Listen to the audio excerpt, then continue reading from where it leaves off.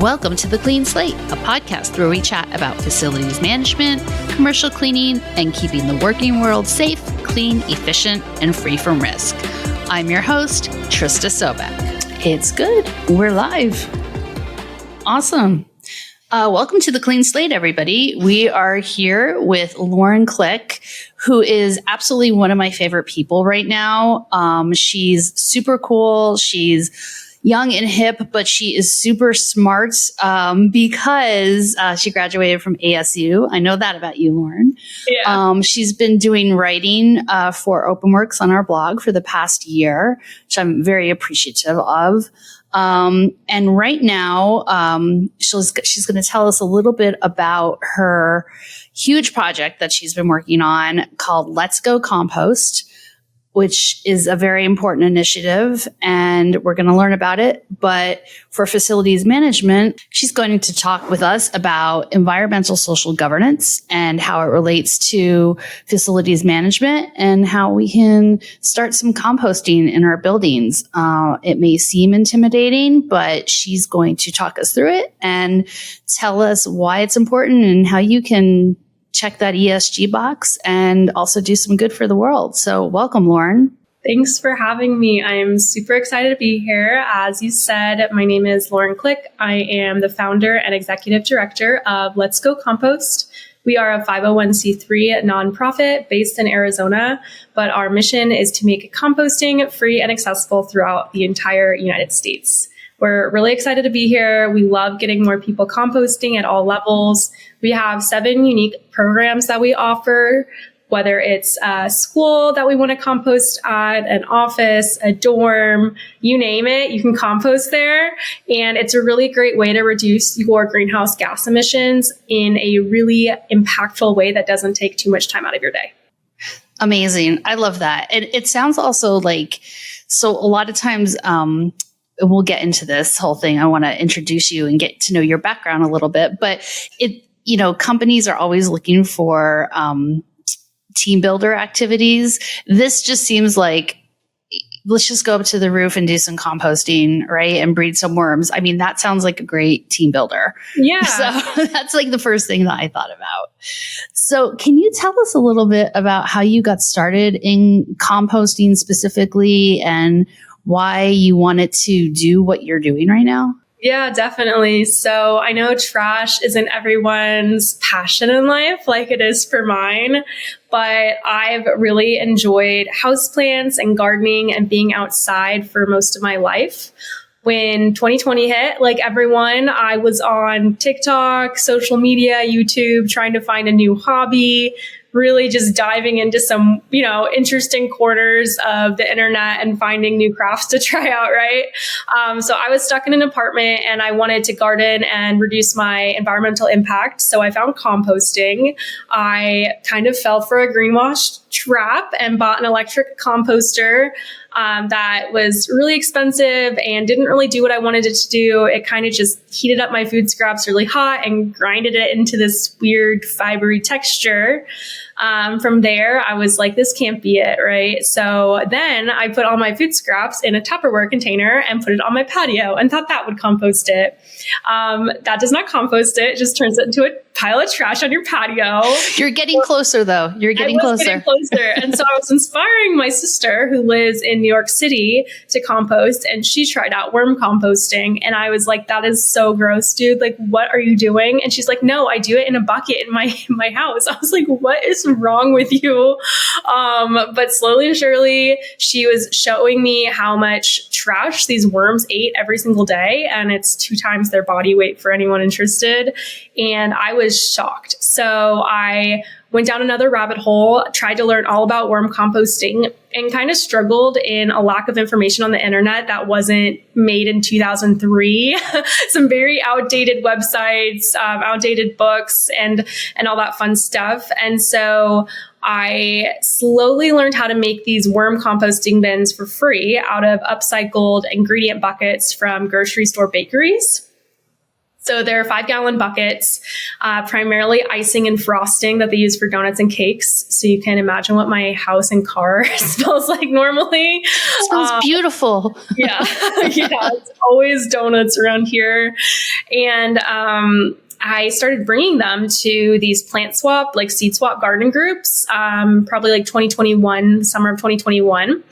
And I'm kind of cheap, so I just wanted something to bring that I knew I could do for free and get some plants in exchange, some seeds in exchange for it so I could keep gardening. And then one day a teacher wanted one and I was like, oh, definitely. And they tried paying me for it. And I was like, no, like I do these for free. Like, oh my God, like you're a teacher. Like you already like deserve a million things in the whole world. Like do not pay me. And then they asked if I had matching curriculum for it. And I didn't, but I was like, well, I know enough. Like I'm sure I could write something up. And then it kind of spiraled from there. So we officially became a nonprofit. We officially became a business September 27th of 2021. We got our 501c3 certification in February of 2020. What year is it? It's 2023. It is not 2023. It's 2023 now. Oh my goodness. Okay. We became a business in 2022, September 2022. So about a year. So about a year ago. And then we got our 501c3 in February of this year. So that allows us to fully operate as a nonprofit. We have our education program, like I talked about, a Girl Scout program that's slowly forming. We work a ton with community gardens to get them composting programs set up. And then just a ton of public advocacy work. Right. So when you talk about going into these community gardens, so you're working with like the town, maybe like of Tempe or Gilbert or Chandler, and they have these community gardens. Yeah, so each community garden is definitely set up in kind of a unique way. So sometimes a town or municipality will manage it. Sometimes a nonprofit will manage it. So we partner with municipalities and with the community gardeners to figure out what works best for them. So we've worked with Escalante Community Garden in Tempe. I'm going to Pearson Street Garden in a few hours to go check it out. We work with Autuki Community Garden and a ton others to provide them free seeds, free composting workshops, and just get more people out in the community gardens, bringing their food scraps. And then in exchange for their food scraps, they normally volunteer for an hour. It's a really circular environment that benefits the entire community because you're getting more people into that outdoor environment. Right. Awesome. So let's get into some statistics a little bit. I'm sure you have these at the top of your head. I have notes if you do not, but I read, so as of 2019, so 66.2 million tons of wasted food was generated. Mm-hmm. Yes. So I'm sure, it's kind of like to wrap your head around these big numbers is kind of really hard. But so, we have 66.2 million tons of food a bunch of years ago. So we're probably, up from that. And then only 5% of that food waste was generated.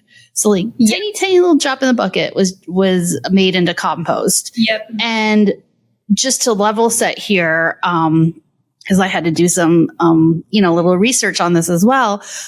Food waste really is one of the main contributors of greenhouse gases, which is causing climate change and is bad for the environment overall. So it's really important for us to do something about this waste. Even though it's like, we're just looking at the waste going, oh, isn't that a shame? You can actually do something. In our last podcast, we had a gentleman who talked about how the working world is really, the built world is responsible for the vast majority of climate change and waste. And so this contributes to part of that story, I think. So can you talk a little bit about how facility managers, companies can really take it on as a project and as maybe like a passion project, but as something important that they need to be doing? Yeah, definitely. So composting is definitely not the primary thought when it comes to mind and reducing the waste you're creating at a facility. Normally you're thinking about, I just won't print out as many things. Maybe we'll have a carpool day at work, something in that effect.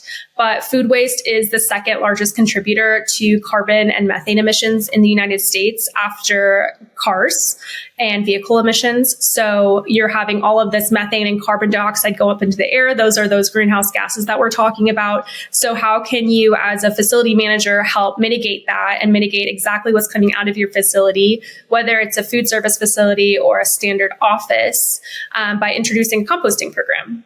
So I like to always use an example of a bulk recycling or a bulk shredder when it comes to composting in a standard office building. So it's going to be just as simple as that. So normally with a bulk shredder, when you have that really important information that you don't want to throw out in the standard trash, you're going to have someone come in from a third-party service. They're normally going to roll a cart in, grab that full trash can, put the new trash can in, and take it out. And it's that easy. And they normally don't talk to anyone. And it's really clean, hands-free. And composting is just as easy as that. So I like to start off those programs with our offices who want to be a little more hands-off. Maybe they're like, dude, do not bring 10,000 worms into my office. You've got to be kidding me. Because I would love to do that. I know it's not I'm like, I want the worms. I want the worms in the kitchen. I don't care. I think that'd be cool.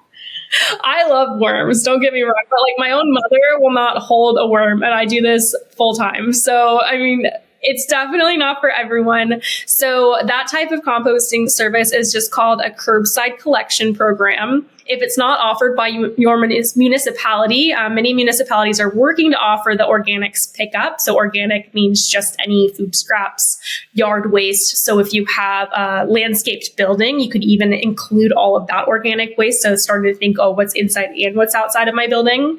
Okay. So the cuttings and the plants that are like, or like the grass, like after the grass is cut, like all that stuff can go in to be composted. Yes, it can. And you can work with your landscape company to see if it already is or isn't. A lot of landscape companies do take them to be mulched down, which is a form of pre-compost. I like to say it'll break down naturally.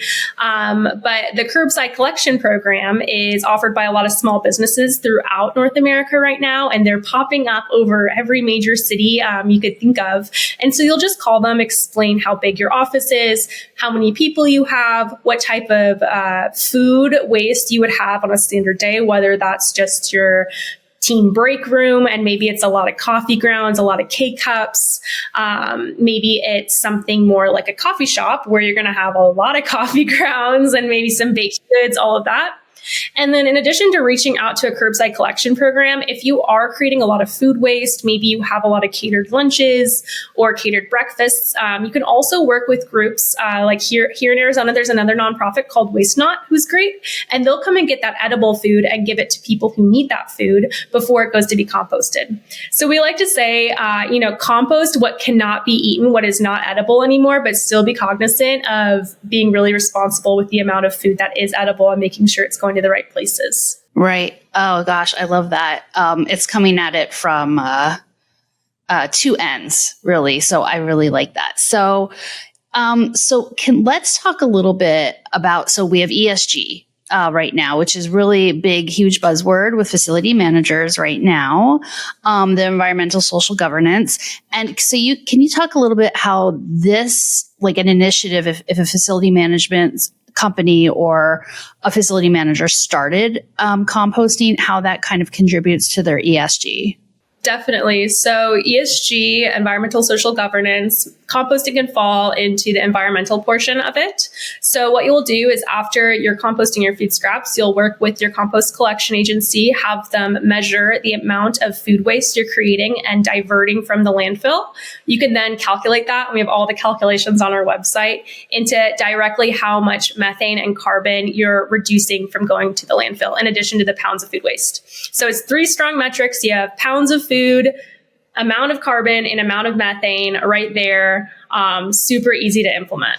How fun too. I mean, you can, like I said, team building, get together and watch exactly what you're saving. I mean, maybe companies can have little, prizes around it. I just, it's really something special, I think. I think another thing is if you work with your composting collection agency, you can see where they're going to use that compost, and you can even purchase the compost to donate to a community garden or maybe a school garden near your facility and sponsor it to go there.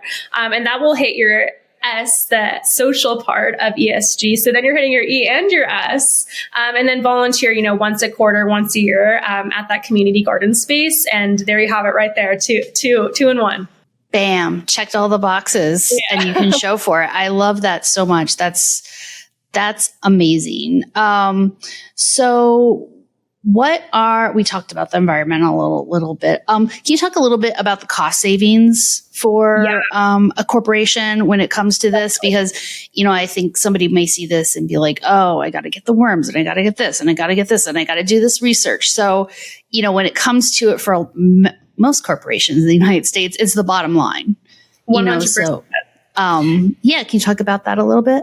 And financial reasons for composting is something that we actively combat every single day. We want to make it free and accessible throughout the United States. So it's not seen as, I like to call it, a bleeding heart cause. A lot of people see environmental causes as something that's never going to be profitable for them, never going to be a sell. But the cost savings of composting really come down to how much are you paying your waste management companies to come and collect that bulk waste out of your landfill or out of your dumpster to go into the landfill. So you're going to take that cost and see how much food scraps you're diverting. You're going to use that, and you're going to just subtract the cost of the cost of the composting company after that. So you're still going to have your standard waste, think plastic, you'll have your glass going to recycling, but your composting company can take your paper waste and your cardboard waste. So in theory, if you're composting all of your food scraps and you're sending it off to that facility, you're recycling all of their glass. Your recycling should go down significantly because I haven't found too many office buildings to have a wide amount of glass. And then your trash, your landfill waste, that plastic should reduce significantly. And then at that time, I would work with the company that collects your waste to reduce the amount of times they're coming, and that will reduce your cost significantly. Wonderful. Such a win-win. Yeah. What do you think are some of the biggest challenges that companies face in composting or getting a program started? I would assume getting it started might be a little tough to get participation around it, get people to understand. So what are some of the challenges and how do you combat those? Definitely. I think the hardest part of creating a composting program is to get people to understand what composting is, just at a really basic level.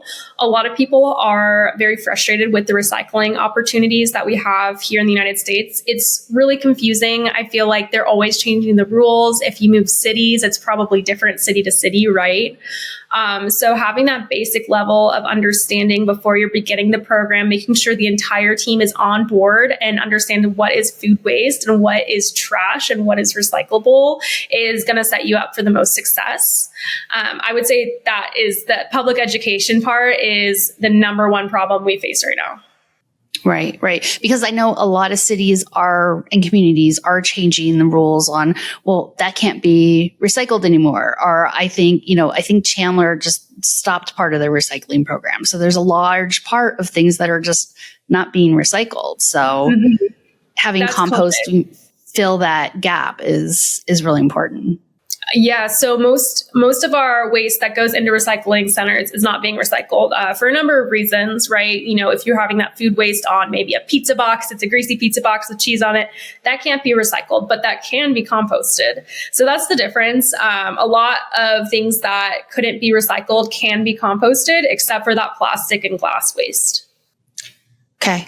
Wow. Okay. So that really kind of makes it easier. And, every time I throw away that pizza box and put it in the garbage, I feel bad about myself. I'm like, something can be done with this, but yeah, right. Put it in your garden. All right. So let's look to the future. So what are kind of some trends that you see regarding some technology or, let's start with you and let's go compost. So what do you see in the next 5 to 10 years? And, how are you getting people on board with this? Definitely. So composting is a growing trend. It's mandatory in the state of California. It's mandatory in New York City, and it's mandatory in Denver. I see most cities adopting this model in the next 10 years to meet their climate action plans. If you want to know what your city's climate action plan is, just look up city name CAP. and it should come up. Food waste is a huge, huge problem in the US. That is a really easy checklist item. So a lot of municipalities are working really, really hard about getting funding for commercial composting facilities, which brings out a really strong point that I should have mentioned. So commercial composting facilities will break down those items where it's like a chopstick, or it says, oh, I'm a compostable coffee cup, or I'm a compostable straw. So that's what those composting methods are. And I won't dive too far into the ins and outs of commercial composting versus composting at a local garden center, but having another trash bin just right next to your recycling, your trash, your organics, so that compostable material, that's where I see the world heading, a lot of US cities heading in the next 10 years. It's just going to take a lot of infrastructure to get developed, but luckily the technology is already there. So can you tell us a little bit about that technology? Like what are we doing? Like how are we getting the compost to the farms, on a large scale? It's pretty cool. Yeah. So, I mean, a city of 7 million people, right? Where is this food waste going? Because we're not going to have a perfect world overnight where people are just not forgetting things in the back of their pantry or their back of the fridge, right? Like stuff needs to get composted. So a commercial composting facility kind of works like a warehouse almost. It's the size of a warehouse. It's almost completely indoors sometimes. Sometimes it's open air. And it's not like a farm at all. So what they're using is almost a tractor to turn your food waste, and it's going to get really, really hot. So it's going to get 150 degrees about when the food waste is breaking down, when those organic materials are breaking down, and then those industrial spinners, turners, whatever you want to call them, are coming in on a regular basis and turning all of that material and turning it into dirt. So how is this more beneficial than a landfill? You have that output. You have an output product that is extremely valuable to cities, extremely valuable for golf courses, growing grass, school gardens. If you aren't into plants or gardens, it's helping with wildfire restoration. In places like California, it helps prevent mudslides because it can retain so much water. So the end use product out of a commercial composting facility is highly valuable, whereas you have a standard landfill that, may take up the same amount of size that will never have a product they can sell at the end. So those commercial facilities are really going to pave the way in citywide programs being enacted. And luckily, most of the programs that have been enacted in the United States are almost at capacity, which shows the vast amount of interest that people want to compost, but the funding from, various sources is just not there yet to develop out this infrastructure. So we are currently in Phoenix, Arizona. So where is our closest facility like that? Do we have one somewhere? That's a great question. So in the city of Phoenix, I was just reading about it today. I was talking to someone. Only portions of Phoenix residents are allowed to use the organics program because it's at max capacity. So even the city of Phoenix is already at capacity with their greens program, the organics program. So if you're in Phoenix and you want to look up if your area's in it, you're more than welcome to. But that one is in Phoenix. Outside of that, you have smaller farms that are doing that curbside program like we talked about. Those farms are not going to heat up as hot normally, and so they can't compost those compostable coffee cups or maybe a compostable bamboo fork or a spoon or something like that. And so that's when you're going to see that confusion kind of start to creep into the composting world about, oh, well, I can't send this. It says it's compostable, but it's not. But luckily, we are members of a few legislative groups that are working to make composting labeling very clear and very concise in the next 24 months. Awesome. So it'll be very clear on the label. Yes. You can put this in this or put it in your garden. Yeah. Right. Awesome. So let's talk about worms. So where do the worms come? This is the exciting part. Where do the worms come in? Yes. So the worms. So if you want to compost at home, you're like, I don't want to send it to a facility. I'm doing this in my backyard, right? How do you do it? So red wiggler worms are composting worms. They're not your standard worm. They're going to be able to live in a 5-gallon bucket. So we have downloadable instructions on our website of how to use upcycled bulk ingredient buckets or those 5-gallon buckets you would see at any big box home improvement store. You're going to drill some holes into the bottom of one, stack it into the other. That bottom bucket is going to hold all that moisture. So just forget about it. Honestly, it's just going to hold any extra moisture that might drip down. Top bucket has those holes in the bottom, and that's where all the magic is happening. You're going to put about 250 to 300 worms into that bucket to start. And then you're just going to start putting in your browns, which are your carbon sources. So newspaper, shredded cardboard, yard scraps that are dry and crunchy. And then you can start lasagna layering it with your greens, which are your nitrogen. So that's going to be any food scraps. So moldy food, expired food, burnt food, they'll eat it all. And the worms are literally, they're unicorns. They eat double their body weight in food scraps every single day. And then under the right conditions, they'll double in population every 60 to 90 days. So they'll self-regulate their population a little bit, but you basically have a renewable resource of worms that can live inside your house in a smell and odor-free and bug-free environment. So I have one right in my townhome, like right over here.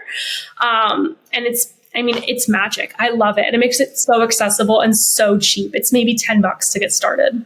That's amazing. That's amazing and very, very fun. So if I'm a facility manager, what's my first step in reaching out to someplace in my community or, in my city on like, I want to get a composting program together? What's my first step? First step is making sure you yourself understand what composting is, right? So making sure we understand what composting is and then doing maybe an internal audit of, okay, I want to compost at my facility.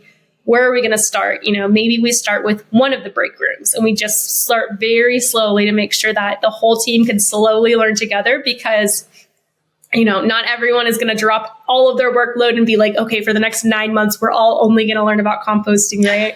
We're homesteaders now. Yeah, right. We all have so many different priorities. And I understand that composting is not everyone's. And that's why we like to make it easy. So as a facility manager, if you want to get a composting program started, make sure you understand what composting is. Pick a pilot program to start in your facility, whether that's one break room or maybe just a community luncheon that you host once a month, something like that. From there, reach out to, I would honestly Google your city's name and then composting options near you to see if your city offers that bulk pickup that we talked about, or if you need to go the small business route and find a small business composting facility. And then start talking to them and see what they can offer you in terms of price, cost, and all that fun stuff. Right.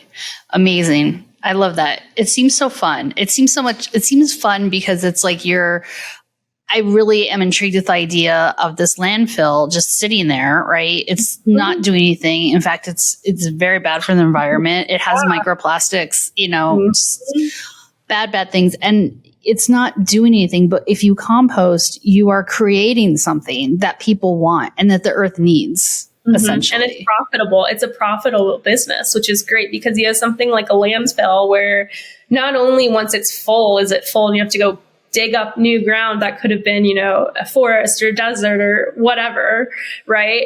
But that landfill is going to sit there for thousands of years and just emit more carbon and more methane every single year.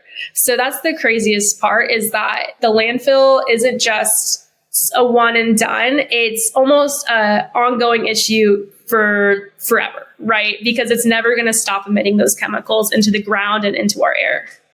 Right. And water. And our water. Yeah. Yeah. All right. Did we have anything else to talk about? Anything else you want to add to this list? I have our notes right here and I've been going through. So if you think there's anything we didn't cover. I think those mid-tier facilities, like a movie theater, that's my goal for 2024, is to get a movie theater to compost their popcorn. We can let's talk about that. Yeah. Okay, cool. Let me set it up. I was like, we actually excuse me one second. So OpenWorks, I'm just going to mark this so they know to edit that. So OpenWorks actually has Alamo movie theater as a client. So we clean them. Jeez. I got so excited about the popcorn. I just think it was so fun. So OpenWorks, they're part of our big push right now. So I would love to talk about that and kind of get that in there. So I think that's it's just really interesting. It might be something interesting that somebody who works at Alamo could find interesting. Okay. So what kind of, let me unclip this. What kind of organization or company would you really love to not hit, but really like enfold into your whole entire initiative and take in and be like, we could really make a difference here? Definitely. I have loved movie theaters for so long. I interned at Phoenix Film Festival in high school, and movie popcorn is probably one of the most delicious treats on earth, right? But I am guilty of leaving half of it in that bag by the time I leave. If I didn't spill it on the floor somehow, it's stuff's like glitter. It goes everywhere.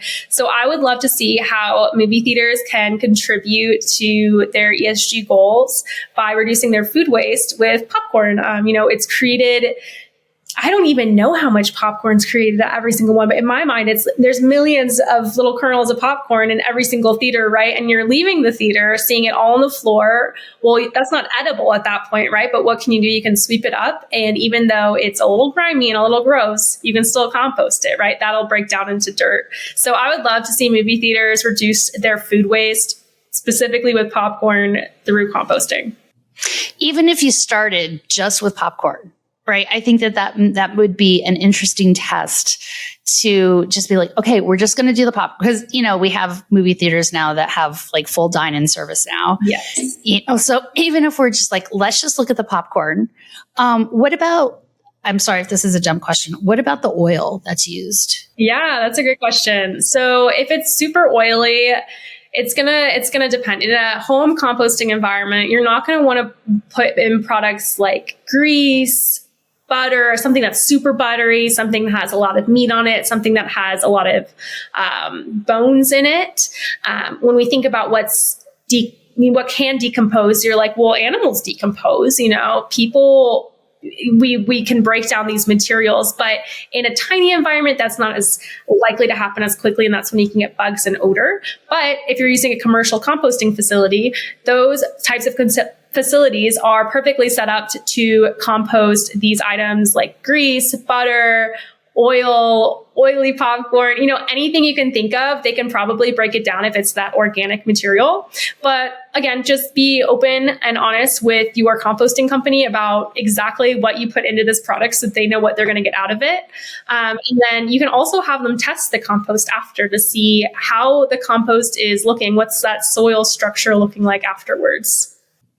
And the kernel too? The kernel, so say we just have kernels, that's all compostable as well. Yep, the corn. So think about a corn stalk growing in the middle of the Midwest. If you buried it, it would eventually break down. But if you have that aerobic environment that's moving and grooving it around, it's going to break down eventually into that soil that we want.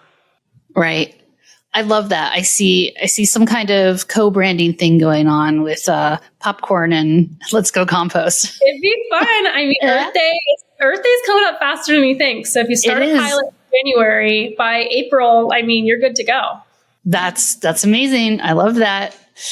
All right. Well, we were so excited to have you on, and I thought it was really great speaking with you and about ESG and how companies and facilities can meet their ESG goal. Also do some good for their environment and feel good about it. Again, you don't have to take a giant step and be worried about what's going to happen if you don't know. You can just take one little step and you're still making a difference. So I think that's really great. Lauren, can you let us know where we can reach you and your email address and things like that? Definitely. You can reach us at letsgocompost.org, and my email is hello@letsgocompost.org. And we're on all social media handles are at Let's Go Compost. All right. And we will have all that information on the show notes on our website as well. So thank you very much, Lauren. I loved talking to you. This was so fun. Can't wait to hear how everyone starts composting. And that was Lauren Click. She is the founder of Let's Go Compost, which is a 501(c)(3) out of Scottsdale, Arizona. We really appreciate her coming on, talking to us on how facility managers can incorporate composting into their daily routines, what they can do with it, and how it meets those ESG needs that everybody is really interested in right now. So we thank her for being with us and giving us tips. And also, we found out that worms don't smell. I thought that was interesting. So thanks, Lauren. And you can find all the information in the show notes about how to reach out to Lauren if you're interested in having her give you more information or come out to your facility or school. Enjoying the podcast? Leave a review. To otherwise support our podcast, please share and follow us on your favorite streaming platform. You can also visit our website to find show notes and more info on each episode at www.openworksweb.com/podcast. Want to be a guest on an upcoming podcast? Check out the information in the description to apply. We'll see you next time, and remember, keep it clean.